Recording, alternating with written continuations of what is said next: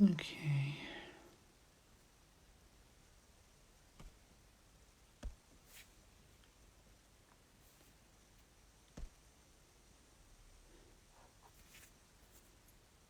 Okay, we're there, Allison. We are. So I'll just do a quick intro. So hello, everyone, and welcome to Series 3 of my Instagram Live interviews. I'm doing 10 episodes this series, as it's my biggest series yet, and I got a load of guests lined up, and I hope that you'll love them. But starting off the 10 tonight is Allison Peacock. This will work.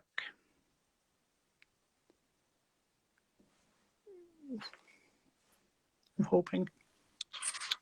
Oh, we're there. We're there. Hello, Allison. Hi there. How are you? I'm good. I'm glad you can see me. I've got my phone up on a stack of books. I was trying to access from my laptop. Apparently that doesn't work. We know now. Yeah, that might have been my fault. Sorry about that. No problem. No problem. So, I think we may as well start off with you introducing yourself. So, tell everyone who you are, for those that Okay. don't know you.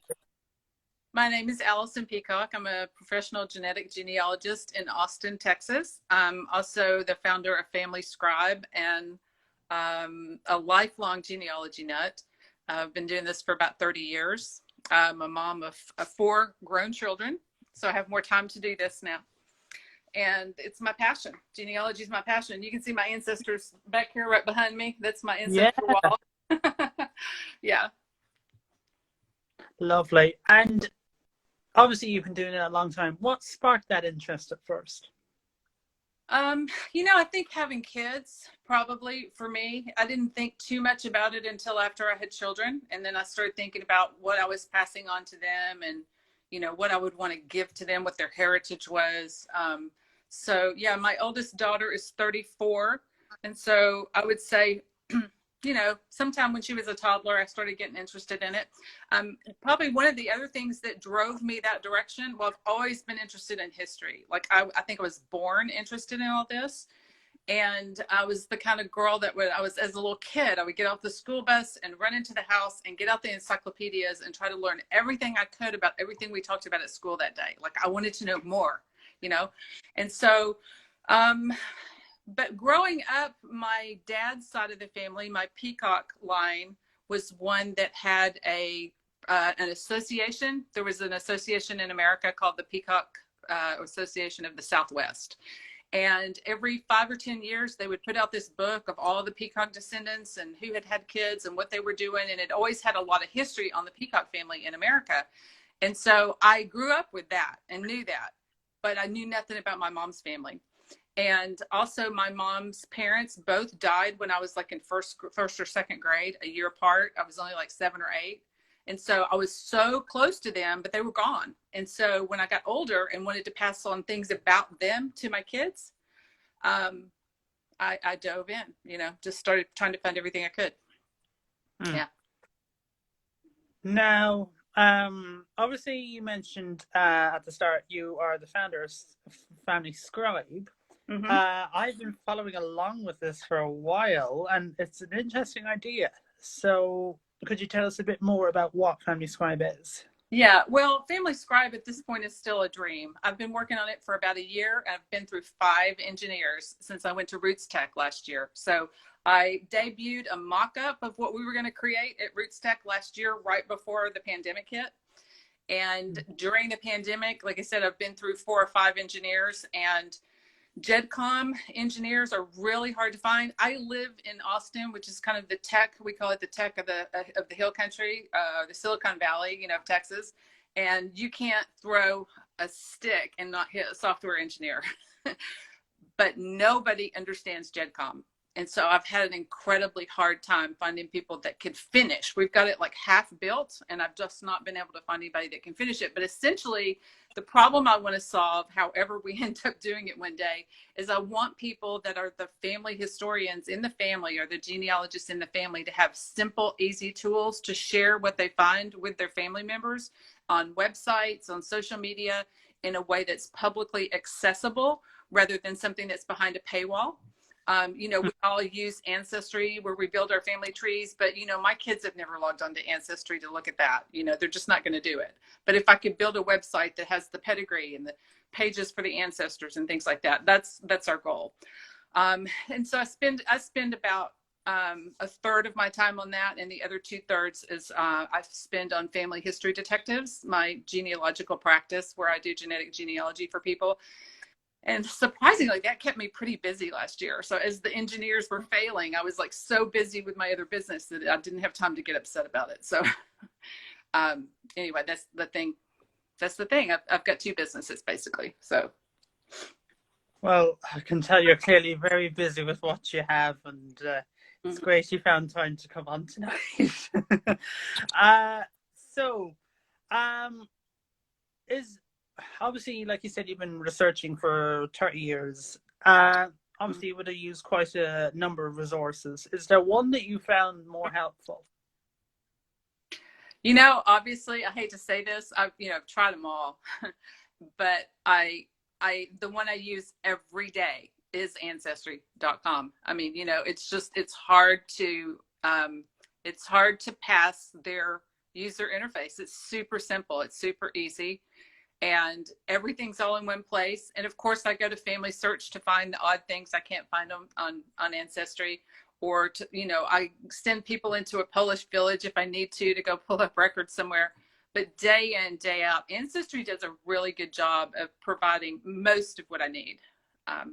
And the other thing for a genetic genealogist is that Ancestry makes it really easy to see my clients' DNA matches, and to see a lot of them have trees that are attached to their DNA profiles. It makes my work easier. So it's a nice place to spend most of my day.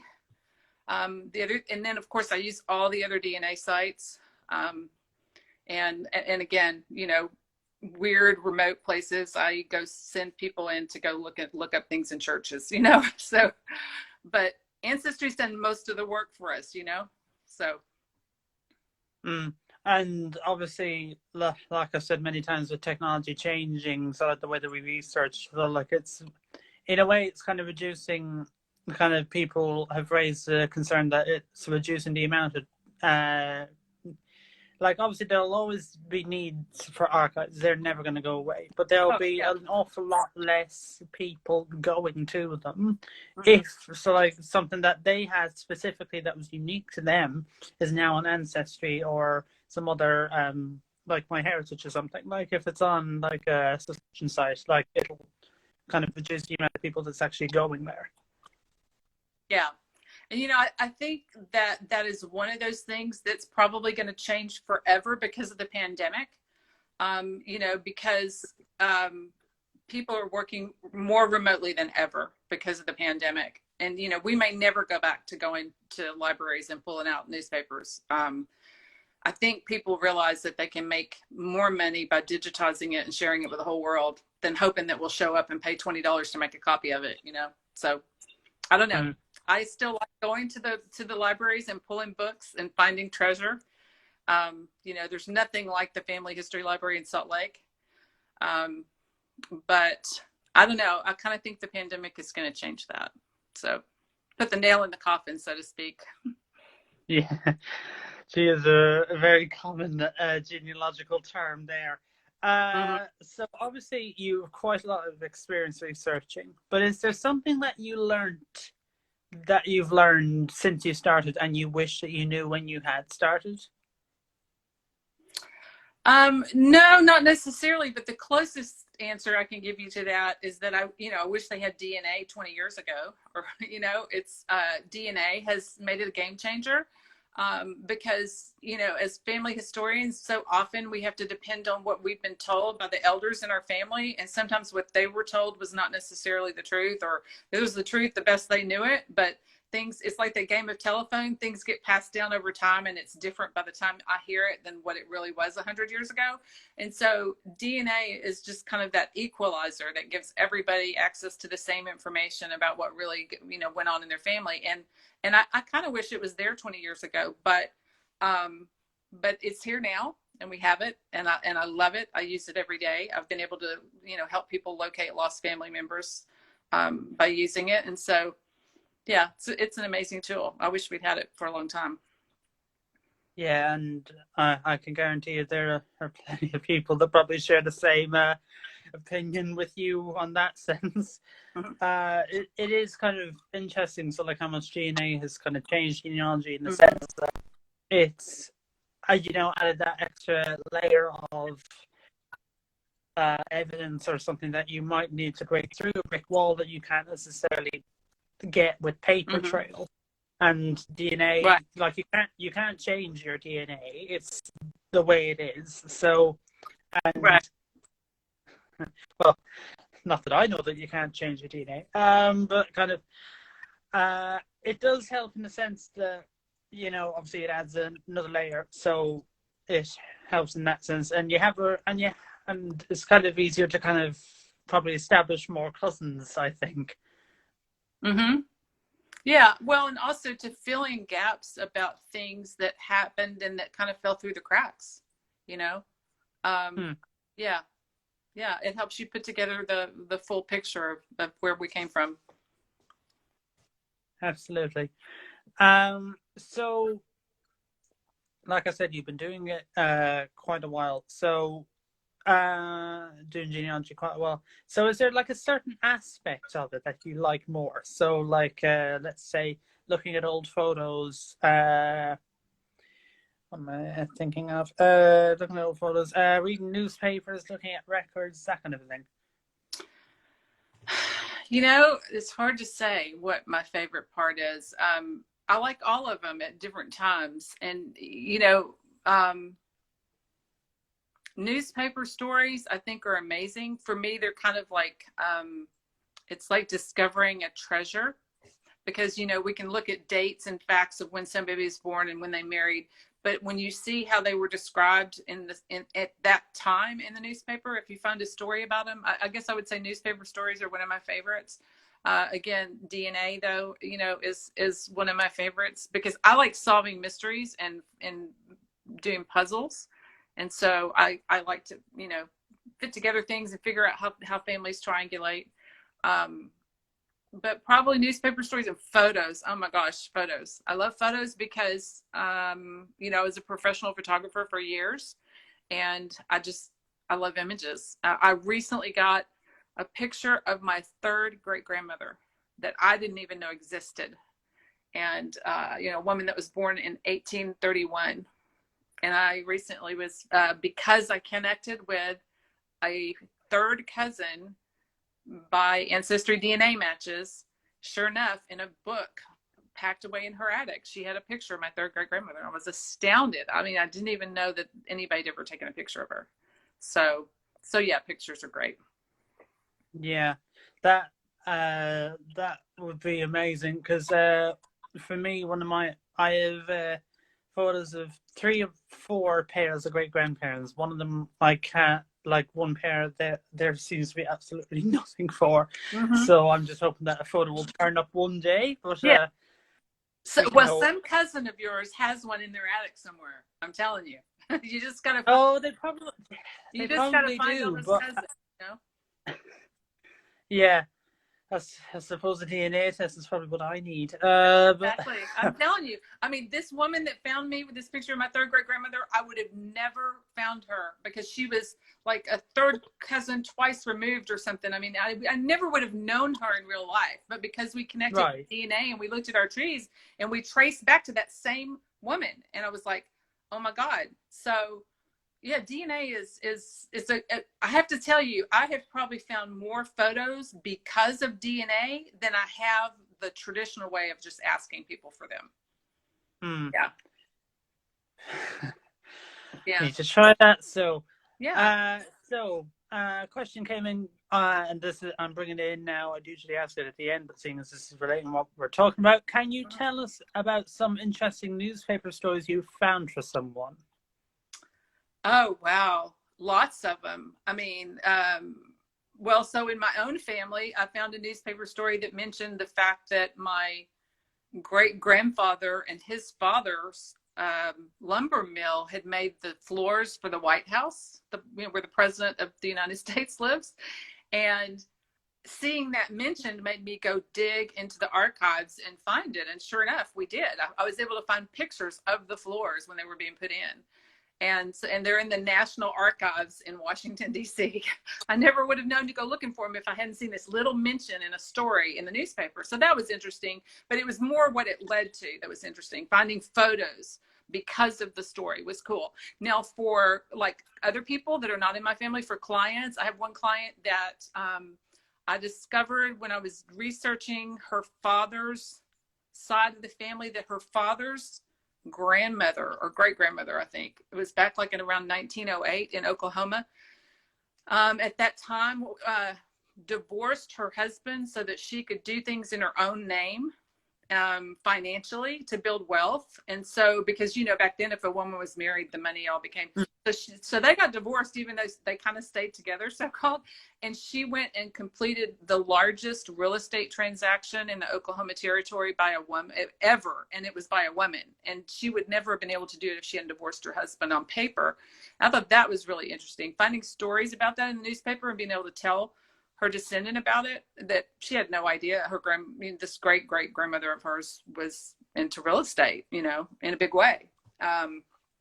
And this was when Oklahoma was still a territory. They called it Indian Territory. It was like before it was a state. So let's see. Another interesting one is I had somebody in my family tree that I thought was related to us because I found a story about him in the newspaper about them being convicted of a horrible crime.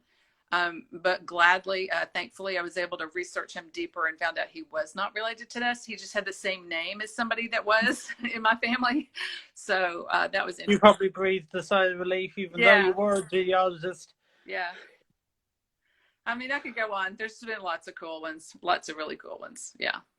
I like that bit about the White House. I just saw comments in there, just an emoji, just a gasp. That's all you need for that one. Mm-hmm. The question that you just answered is kind of answered my next one, which is what was an interesting story or event that you've discovered about your ancestors? Yeah, that was one. Let's see. Let me think if there's any others. I seem to have a lot of ancestors that were judges and that were also ministers. So finding stories about them written, like I've found stories about some of my ancestors that were written up in religious like magazines of the time, or like when they died, they posted a big thing in the national magazine of like the Quaker Church or whatever. So, those have been interesting. I'm trying to think if there's any other events. And of course, finding out, I think one of the saddest things is finding out when children have died, like children that we didn't even know existed. But because I found a newspaper story about a 2-year-old, being hit by a car or something, like, then you find out about a child that you didn't even have in the tree because they weren't in any of the census records. So, but anyway, yeah, I could go on and on. I mean, I find those things every day. So I can imagine. So, is there a particular record? Now, you can go into as broad or as fine detail for this one, but what type of record do you like most? Well, I'll tell you, I would say I can answer that 2 different ways. There is a single record that solved a single mystery that I'm kind of excited about. But I would say, as far as being useful, the record that I like day in, day out to do my job is census records, because they give you a snapshot of the family, of who lived together. And a lot of times you may not be able to solve things otherwise to know exactly who lived with who, or why a certain family member disappeared and then later you find them living with the grandmother or whatever. I mean, just giving an insight into who lived together and being able to prove family groups and prove when there's been more than one marriage and that kind of thing. So census records are without a doubt my favorite for being useful. But when it comes to the most interesting record that I have in my collection, it is an 1859, I believe, what's called a bastardy trial record. And it's the record that names my great-great-grandfather's father, because that third great-grandmother I told you about that I just got a picture of was a single mother. And nobody in the family for 150 years knew who the father of her sons were. And I found a record where she went to court and demanded and received child support in 1859. So finding his name and then being able to prove that with DNA that he was indeed the father of my mother's paternal line, you know, my mother would have had a different last name had they ever gotten married. So having that document after 150 years of nobody in the family knowing who he was, that particular document's probably one of my precious, and it took me 15 years to find it. But So, I can guarantee there was probably an awful lot of satisfaction after that. yeah, for sure. That would be great. Now that would be great if I could find something interesting like that. But don't think I don't think I can compete. So I think obviously you kind of mentioned this a little at the start, but what does genealogy mean to you? What does it mean to me? Well, I guess for me personally, you know, I started out, it meant a lot to me to be able to connect with my own ancestors and be able to have things that one day I might pass down to my children when they get old enough to care about it. Only my oldest is a little interested in it, but most of the other ones are just kind of like, oh yeah, that's cool, Mom, whatever. Okay, what's for dinner? I mean, you know, so, but actually on a broader scale, I think what it means to me is it's my tool that I use to do my work in the world. It's the way that I help people. It gives me a way to do what I feel like I was put on this earth to do, you know, and that's a tool to help people know more about themselves, to help with self-discovery, to solve puzzles in people's lives that they really need answered for their own purposes of identity. So for me, it's more than just my own family and my own children and my, you know, my own ancestors. It's my work, my life's work, you know. So. And that is quite nice. That kind of you felt that was kind of your purpose, kind of in life when you kind of thought, right, what am I going to do? And you thought genealogy. But I mean, if you're, I'd say, if you're exposed to that young, you weren't going to get out of it quite that easily. I think it's safe to say. So I'm getting near the end of my questions. So if anyone in the audience has any questions they want to ask Allison before I wrap this up, please do stick them in. So obviously with times a changing and kind of a few more bored people during lockdown, they might pursue family history like say if it was someone my age or something. What advice would you give to someone starting out in genealogy? Oh, probably, and this goes along to my pet peeve about genealogy. I would say, please, please, please find sources for your work. Don't just copy and collect names off trees, you know, find sources. If you think that, you know, John Smith is the father of your George Smith, and don't just put it in there because you saw it in somebody's tree. Go find them living together in a census record. Go find him listed on a birth certificate, but attach sources. And for heaven's sake, even if you use somebody else's tree as a lead, don't attach it for certain. Learn how to use floating trees or floating ancestors in your trees, and don't attach people until you're certain, because if you do, it's going to spread all over the internet, you know, because 10 people will see it as soon as you do it. And so for heaven's sake, if you do decide to copy something off somebody else's tree to use as a lead, don't even give a second glance to a tree that doesn't have 20 attached sources, so that you know, at least know that if you're going to copy from somebody else, copy from somebody that's done the work, not somebody that just got it from somebody else. So yeah.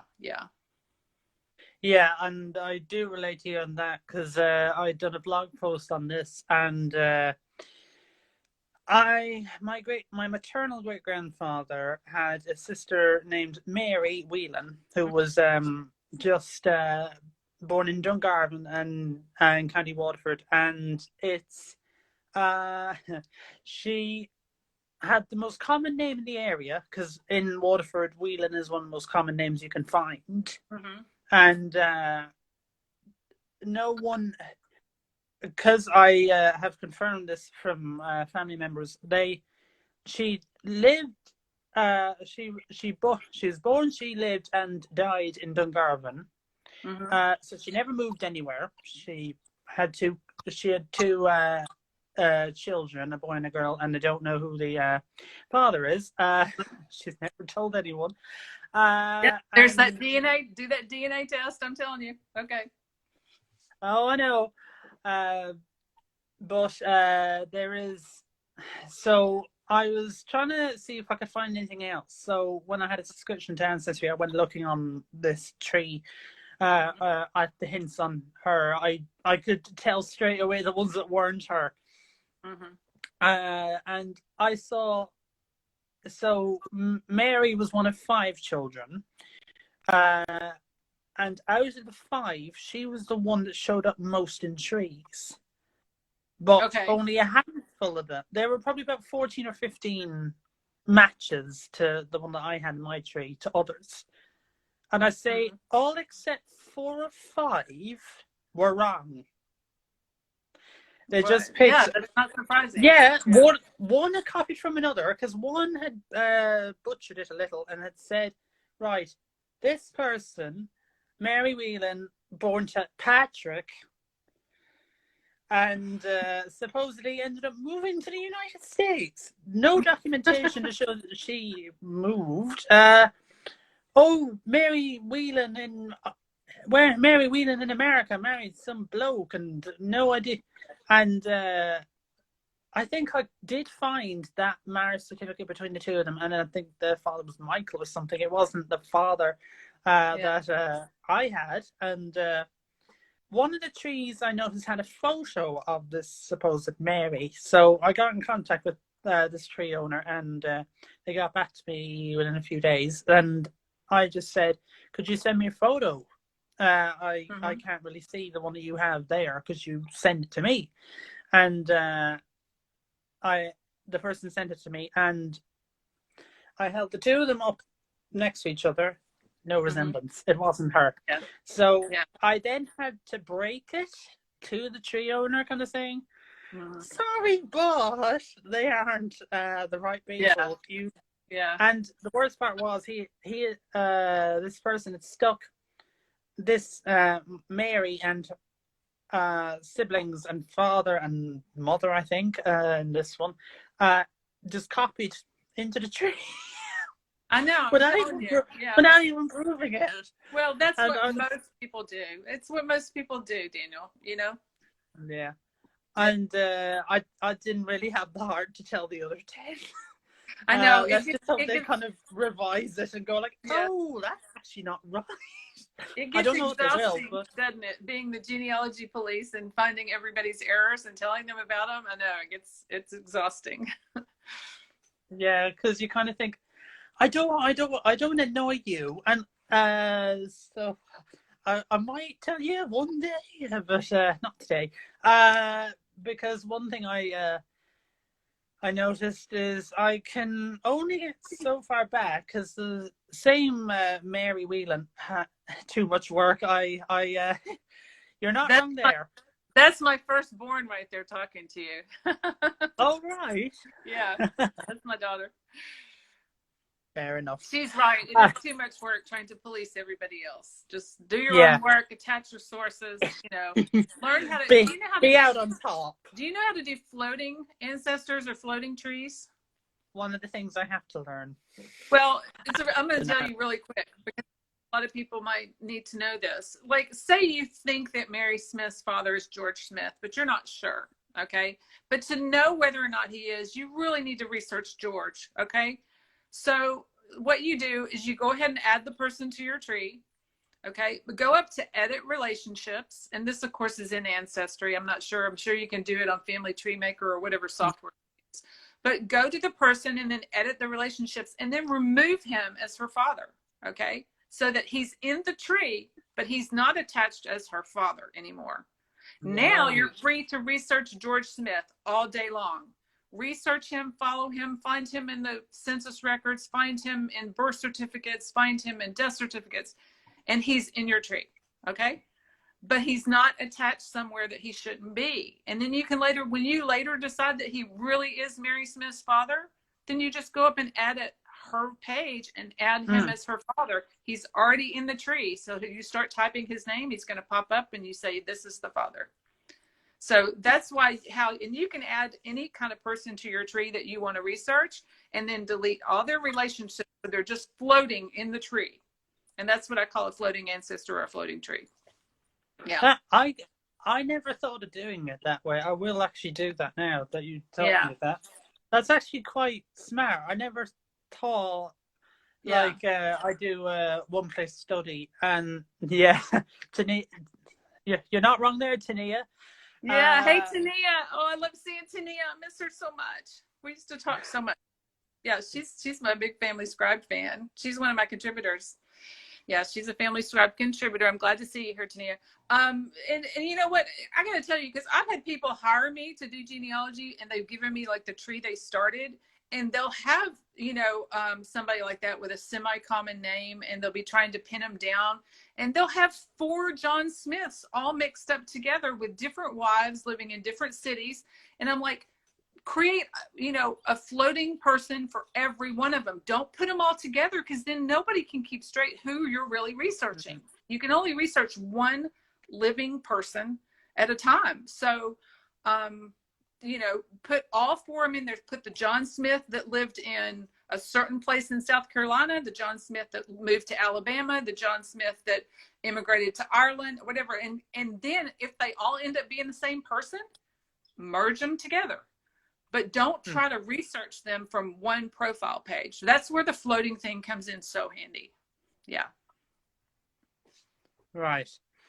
Now, so obviously, like I said, with times are changing and more young people getting into genealogy, do you think, in your opinion, that there is kind of like a sufficient platform for them to connect with people their own age and kind of talk with each other and do whatever they want to do? Young people, I don't know. That was one of the things that I hoped Family Scribe, when it gets real, knock on wood, when it ever comes out of my brain, I think open source things that are not hidden behind paywalls, that are easily shareable to social media, will allow young people to get more interested, so they can share it in their Instagram feed, they can share it in their Facebook page or on Twitter, because as long as we have things hidden behind paywalls, they're not going to be interested in it. No kid wants to pay $20 a month for the rest of their life in order to see the stuff they've worked on. So by creating these tools where people can have open access to their family stories, that's what we're trying to create with Family Scribe. And, whether somebody could use, say, WikiTree or something else free like that to create those things. WikiTree is a collaborative tool. You don't have any control over it. Somebody else related to that person comes along and they can change everything. So we do.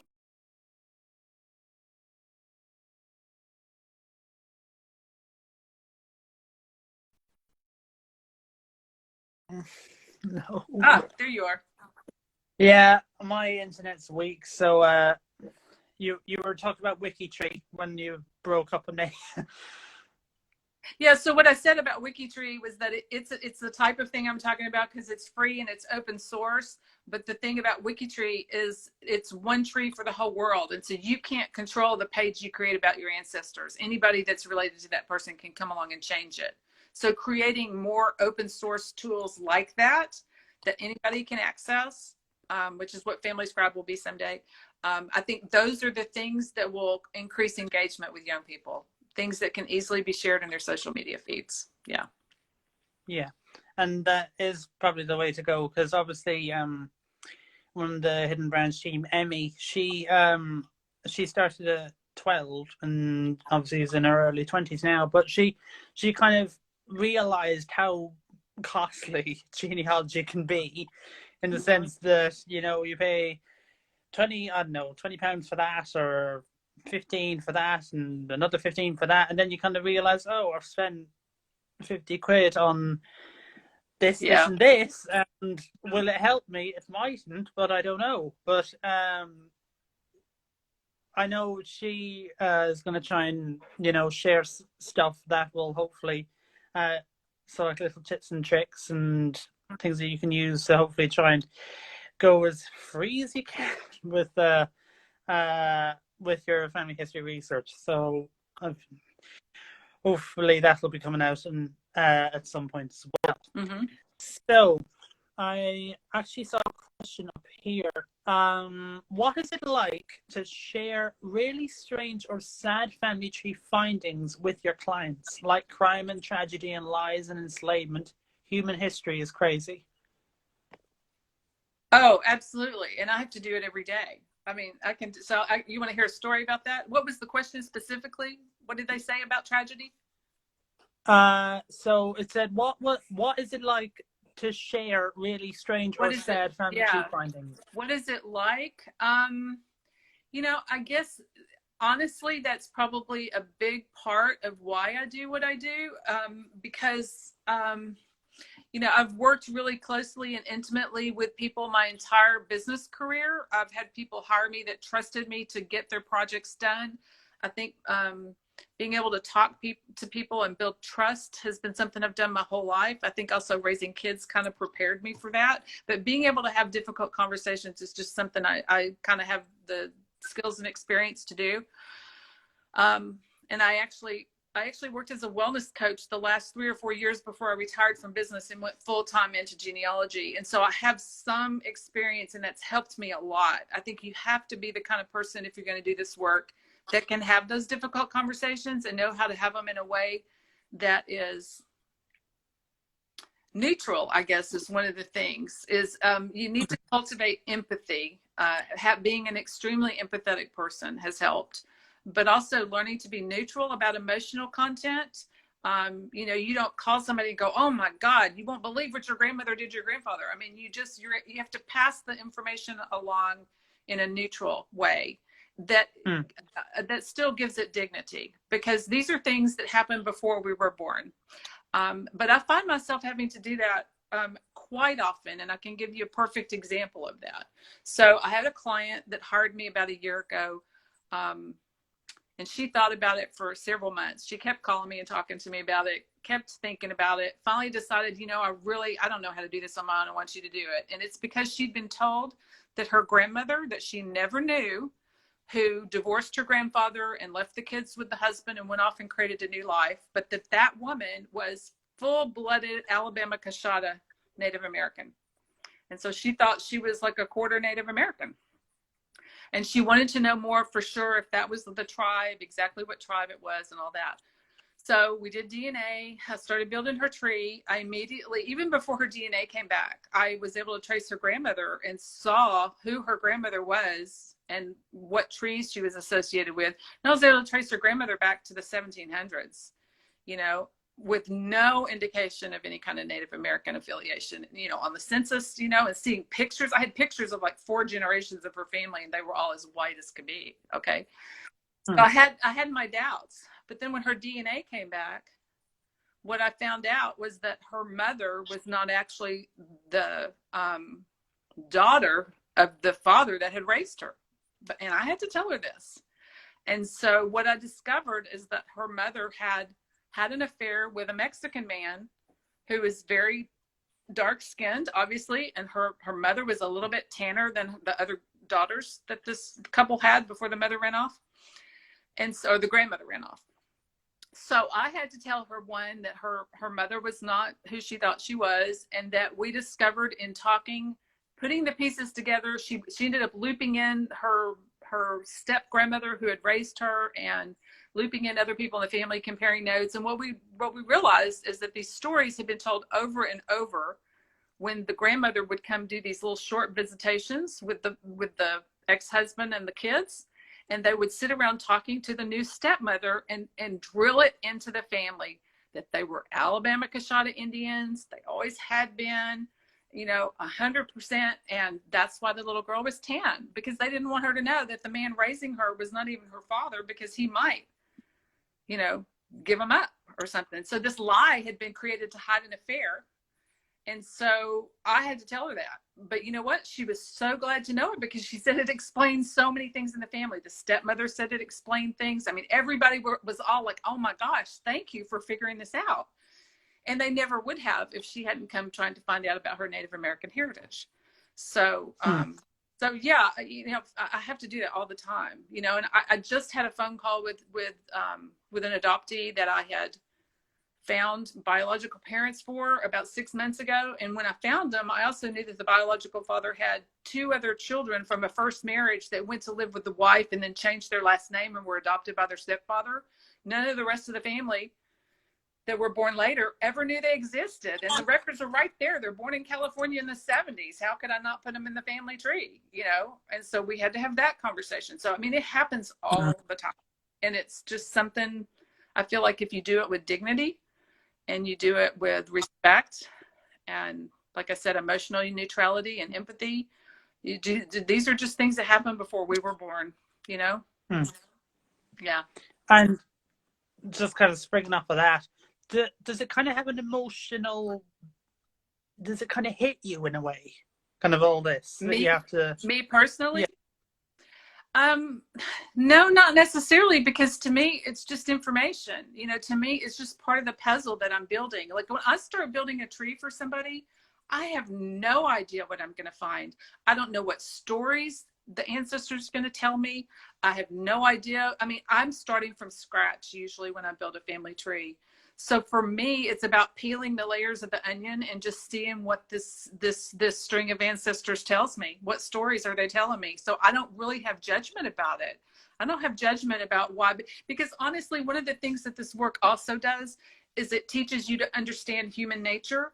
Because when I can see in a family tree, I see a man that's been married and divorced 8 times in 10 years, but then I see that his grandfather was murdered by his grandmother and the children, that his father was raised, from the time he was a very, very young age by somebody else, and he never had parents. And like, you see where it came from. I mean, you kind of see the patterns that led to some of this. You can have empathy for that person, that the people in his life that saw him get married 10 times don't have any idea that 2 generations before all this tragedy happened and it really messed up the family. And so I see those things, and so I don't have judgment about them so much, but it teaches you a lot about human nature. If you listen to the stories that the paper trail tells you, um, it's fascinating. I never get tired of it.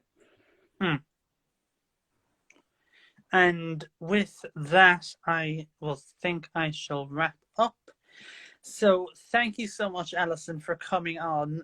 You've been a wonderful guest, and your stories have been very entertaining. I really liked. I'd say my favorite part was probably the White House bit and kind of the Yeah. stories behind that. Yeah. Thank That you. It's great to talk to you. Thank you. And for anyone else watching, I will announce my. I don't want to say that I'm going to announce it tomorrow because I never usually do. But I have my second one planned. Well, I have 10 planned. I just need to work out what order and when, and if they are going on for that date, and if not that date, what other date. Anyway, I'll. Fun. uh, anyway. I shall leave you all go, and I hope you'll join me next week. So, bye everyone. Bye. It's great.